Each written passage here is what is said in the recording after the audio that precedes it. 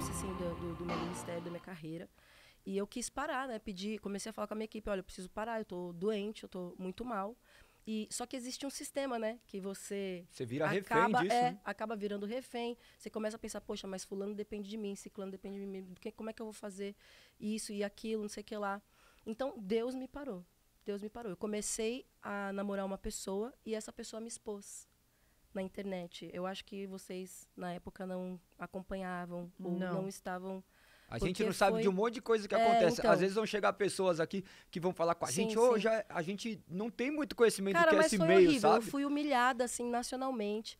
E eu pensei que era o fim, sabe? E pra você, com certeza, foi horrível. Muita Foi, vergonha, muita né? vergonha. Imagina. Principalmente pelos meus pais, né? Que, poxa, eles ficaram totalmente numa situação horrível. E aí eu vi meu pai chorar pela primeira vez. Aquilo me doeu demais, assim. Acho que foi a pior coisa de toda essa história foi eu ver o que eu estava causando no meio da minha família.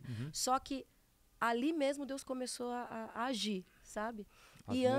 E um tempo atrás, eu fui cantar numa igreja. Eu estava acabada, gente. Tipo, há uns meses atrás eu estava acabada. Eu já tinha terminado esse relacionamento com esse menino, que foi um surto da minha cabeça. E ele ficou com raiva, entendeu? Que eu terminei com ele. E eu comecei a pedir para Deus me tirar daquilo, falar comigo de alguma forma, porque eu já estava muito perdida em relação à minha fé. Eu não sabia mais em que acreditar, sabe? Eu tinha perdido totalmente o rumo, eu estava perdida mesmo. E daí Deus usou um pastor para falar comigo.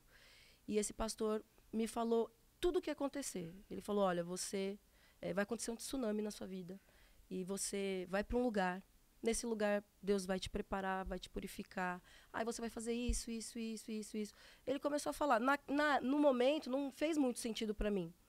Mas daí, quando aconteceu isso, eu lembrei. Deus, ele trouxe à minha memória o que o pastor tinha falado. Então, o fato de Deus ter tido esse carinho comigo, de ter me preparado, na hora, quando aconteceu, eu entendi que aquilo ia passar e que não era o fim. Que Deus, ele tinha um caminho para mim.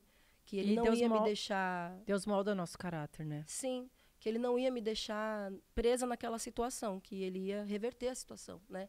Óbvio, né? Quando as pessoas me perguntam assim, Dani, você acha que Deus quis que a pessoa, que foi de Deus? Porque na época muitas pessoas falaram assim, foi Deus que revelou, porque Deus nunca quer permitir que isso acontecesse. Não, eu não acredito que foi Deus que usou uma pessoa para me fazer mal, para fazer de uma maldade bênção. Não, eu acredito que Deus, ele reverte situações. Eu acredito que o mal, muitas vezes, ele pode tramar contra você, usar as suas próprias fraquezas contra você, tentar te envergonhar, mas Deus, ele já sabe o final, né? Então, mais importante do que o começo é como termina. Romanos 8:28, né? Todas as coisas cooperam para o bem daqueles que amam a Deus. Então, todas as coisas. E nós somos tentados através dos nossos próprios desejos. Isso daí é natural, o ser humano é isso. Isso daí nos atrai.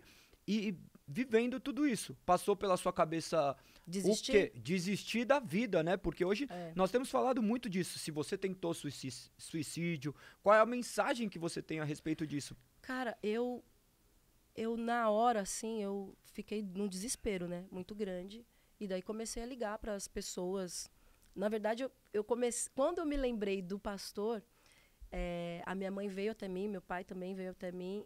Aí eu tive que começar, eu mesmo desesperada, tive que começar a acalmar as pessoas, né? Comecei a falar, mãe, calma, o pastor já tinha falado para mim que ia acontecer algo, que ia ser um divisor de águas na minha vida. Eu tô cansada.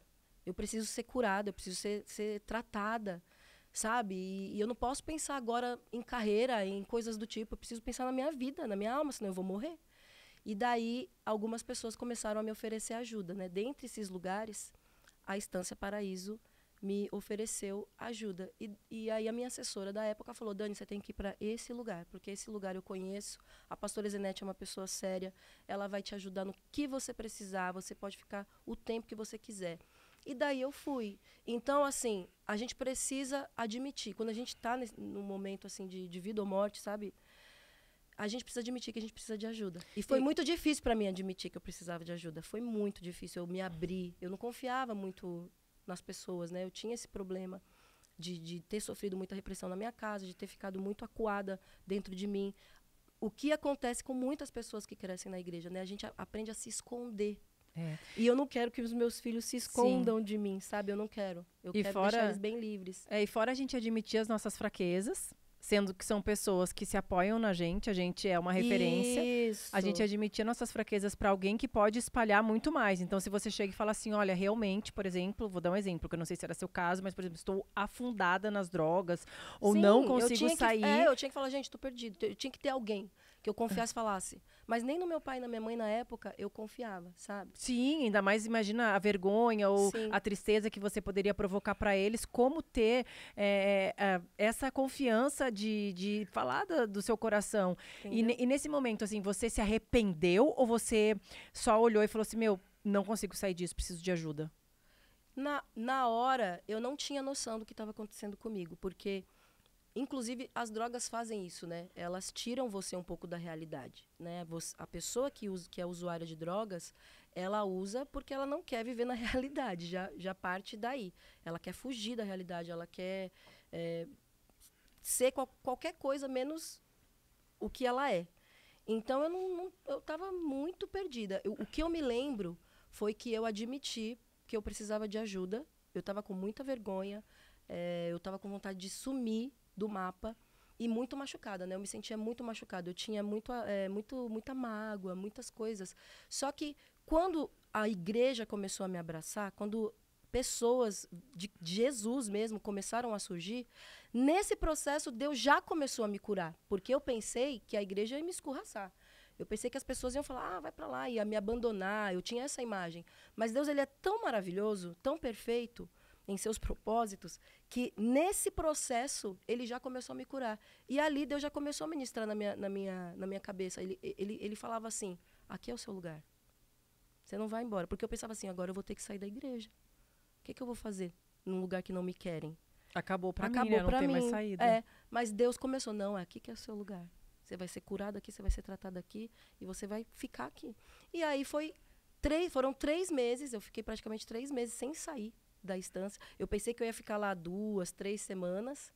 E lá Deus começou a me tratar. Eles começaram a entender que o meu problema não era drogas, era um problema emocional, né? Eu tive que fazer vários testes toxicológicos para eles entenderem que quando a pessoa me expôs, eu já não estava usando drogas pesadas. Na época, eu ainda fumava cigarro, maconha, esporadicamente, mas já tinha saído do fundo do poço. Já estava em agosto de 2017. O ano ruim para mim foi o ano de 2016, que foi o ano que eu me divorciei de fato e daí me afundei e foi horroroso.